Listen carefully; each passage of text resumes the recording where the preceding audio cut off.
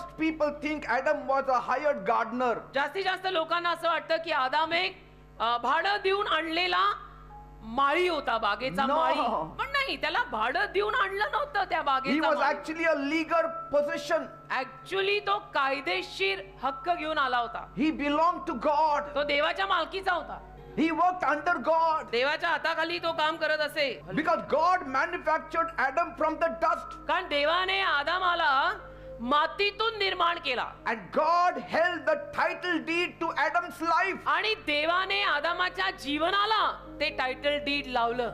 Your title deed belongs to God. तुझं title did देवाच्या मालकीचं आहे. We have to go back to the garden. आपल्याला बागेत परत जायला लागेल.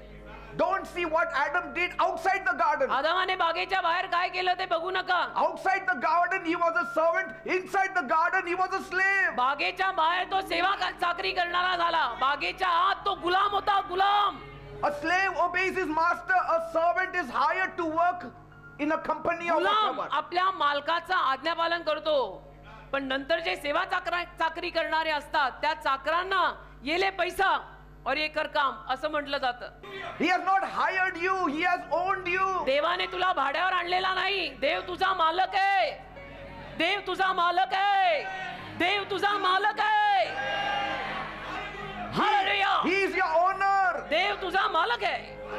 Wow. You are not his servant. तुम्ही काही देवाचे सेवक आणि चाकर नाही. You are his slave. तुम्ही देवाचे गुलाम आहात. God made us तर to be देवाने- an Ibad service for him. तर देवाने आपल्याला निर्माण केलंय ही एबाद सेवा त्याच्यासाठी द्यायला. Amen. आमेन.